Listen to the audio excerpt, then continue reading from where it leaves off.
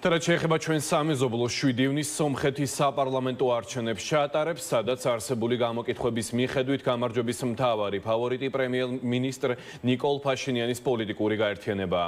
ეს იქნება ბოლო წლების განმავლობაში პირველი გეგმიური საპარლამენტო არჩევნები, რომელსაც როგორც ქვეყნის შიგნით, ასევე საერთაშორისო დონეზე განსაკუთრებული ყურადღებით დააკვირდებიან.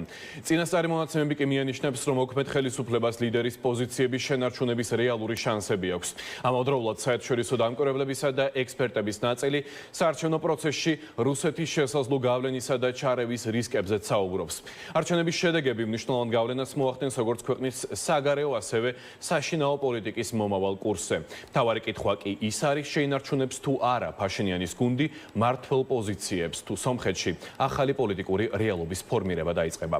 სომხეთში მიმდინარე პოლიტიკურ ამბებს მერაბ პაპაშვილი აკვირდება და საკითხის დეტალებს მისგან პირდაპირ ეთერში დეტალურად მოვისმენთ. მერაბ, მოგესალმები და გისმენთ ყურადღებით.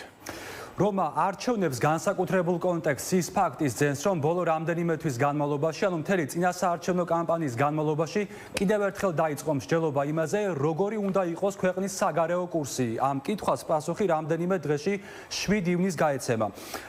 არჩევნებში მონაწილეობის მიღება შეიძლება დაახლოებით 3 მილიონამდე სომეხს, მათ არჩევანის გაკეთება მოუწევთ 18 პოლიტიკურ სუბიექტს შორის. მათ შორის მთავარი არის მოქმედი პრემიერ-მინისტრი ნიკოლ ფაშინიანი და მისი გუნდი სამოქალაქო ხელშეკრულება. ისინი ამბობენ, რომ დაბალანსების პოლიტიკა არის მთავარი, რომელიც ქვეყანას სამშვიდობოს გაიყვანს. აქცენტს აკეთებენ ქვეყნის დასავლურ ინტეგრაციაზე, ევროკავშირში, ნატოში. ოღონდ ეს ისე, რომ ამან რუსეთთან ურთიერთობა არ უნდა გააფუჭოს.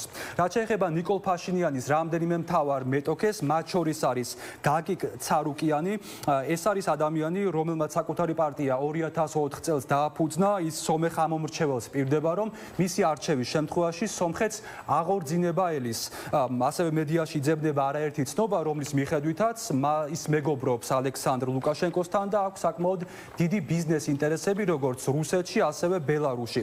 კიდევ გვყავს ორი მთავარი კონკურენტი ნიკოლ ფაშინიანის. ერთი ეს არის სამუელ კარაპეტიანი, რომლის სავარაუდო ქონებაც ჯამში შეადგენს მედიაში გავრცელებული ინფორმაციის მიხედვით სავარაუდოდ რამდენიმე მილიარდ ამერიკულ დოლარს.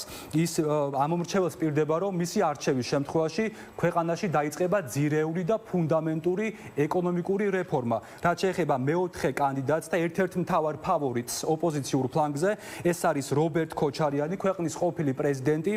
ის ამბობს, რომ ფაშინიანმა გააფუჭა ურთიერთობა რუსეთთან, ეს კი არის დანაშაული. ის პირობას დებს, რომ მისი არჩევის შემთხვევაში ეს გამოსწორდება.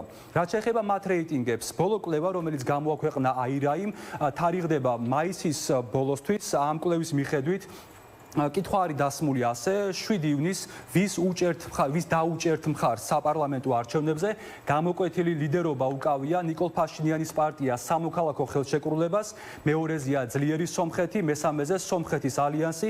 ამ გამოკითხვაში საინტერესო არის ის, რომ გამოკითხულთა საკმაოდ დიდი წილი საუბარია 23%-ზე, ამბობენ, რომ მათ არ გადაუწყვეტიათ ჯერ ვისთან წავა მათი ხმა, ხოლო 21% ამბობს, რომ მათ არ სურთ ამ გამოკითხვაში მონაწილეობა მიღება. ასია თუ ისია, ეს არის რეფერენდუმი, საით წავა სომხეთი, დასავლეთისკენ თუ ისევ რუსეთისკენ. ასეთია შეფასება, რომელსაც თბილისში ექსპერტები აჟღერებენ, ამბობენ, რომ მიუხედავად რუსული გავლენების გაძლიერების მცდელობისა, საბოლოო ჯამში სომეხი ხალხი ამ ჯერზეც მტკიცე და ურყევ დასავლურ ინტეგრაციას აირჩევს. რეალურად სომხეთი დგას გზაგასაყარზე, ერთგვარი რეფერენდუმი არის ეს, იქნება სომხეთი პროდასავლური თუ პრორუსული ქვეყანა.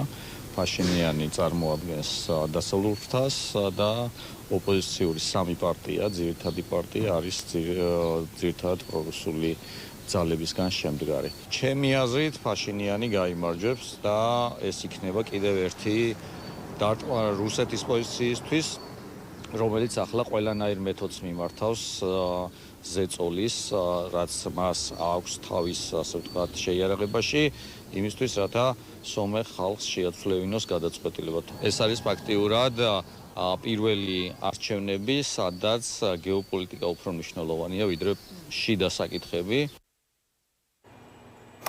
ჩვენ ბოლო პერიოდში გვახსოვს, რომ ნიკოლ ფაშინიანმა აქტიურად გააკეთა აქცენტი განსაკუთრებით ქვეყნის დასავლურ ინტეგრაციაზე, ევროკავშირში წევრობაზე, მათ შორის გააფორმა არაერთი ხელშეკრულება ამერიკის შეერთებულ შტატებთან. მან ამის გამო ბევრი საყვადური დაიმსახურა მისი ოპონენტების მხრიდან.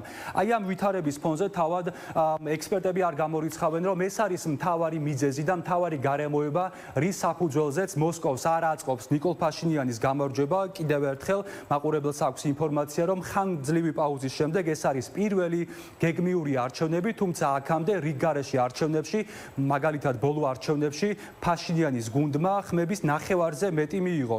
ექსპერტები ვარაუდობენ, რომ მიუხედავად ამ გარეთ ჩარევისა, საბოლოო ჯამში ფაშინიანის მიერ აქამდე შეგროვებული მხარდაჭერა უკვალოდ არ ჩაივლის და რომ ოპოზიციური ფლანგი მის წინააღმდეგ ეფექტურ გაერთიანებას და ხმების მობილიზებას ვერ შეძლებს. მოდინები სომხეთის არჩევნების მხრივ არის საკმაოდ პოზიტიური, რადგანაც მმართველ პარტიას ნიკოლ ფაშინიანის გააჩნია არა მხოლოდ გამარჯვების, არამედ საკონსტიტუციო უმრავლესობის მიღების საშუალებაც, 67% არის საკონსტიტუციო უმრავლესობა. ეს მნიშვნელოვანი იქნებოდა კონსტიტუციის შეცვლის და მშვიდობის ხელშეკრულების საბოლოო გაფორმებისთვის, თუმცა ისედაც განწყობები საკმაოდ ამაღლებულია ამ მხრივ, მიუხედავად რუსეთიდან უზარმაზარი წნეხისა და გეოპოლიტიკური რთული ვითარებისა, მოსახლეობის უმრავლესობისთვის ნათელია, რომ აღნიშნული კურსის, რომელიც მათ შორის ევროპასთან დაახლოებას გულისხმობს, გაგრძელება არის ძალიან მნიშვნელოვანი, ამიტომაც მიუხედავად რუსეთის ძალისხმევისა და რუსი ოლიგარქის სამվել კარაპეტიანის ასევე წინა ხელისუფლების აქტიურობისა, მათ რეალური შანსი გამარჯვების არ გააჩნიათ და შემოიფარგლებიან გარკვეული მცირე მანდატებით პარლამენტში.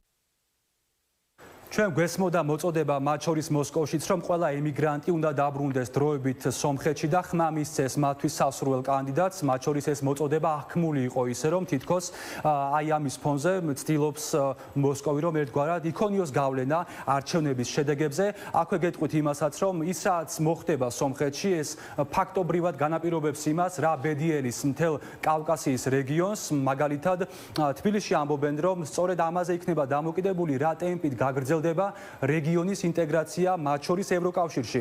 ჩვენ დღეს თბილისში მმართველ გუნდს ვკითხეთ, როგორ უყურებენ სომხეთის არჩევნებს და იმ პროცესებს, რაც ვითარდება სომხეთსა და ვაშინგტონს, ასევე სომხეთსა და ბრიუსელს შორის.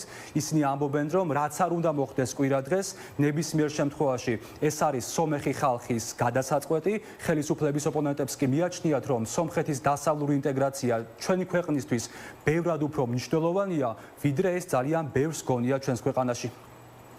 ჩვენთვის ძალიან მნიშვნელოვანია, რომ სომხეთში ჩატარდეს მშვიდ დემოკრატიულ პირობებში არჩევნები და სომეხმა ხალხმა გამოავლინოს საკუთარი ნება არჩევნებზე.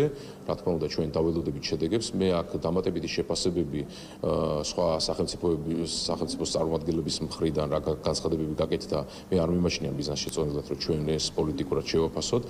მხოლოდ სომეხ ხალხს აქვს უფლება, რომ მიიღოს გადაწყვეტილება, თუ ვინ იქნება მისი ხელისუფალი და რა ინტერესები იქნება მისი და შესაბამისად რა ნაბიჯები გადაედგება. არავის დედამიწის ზურგზე არავის არ აქვს უფლება, რომ რომელიმე ქვეყნის არჩევნებში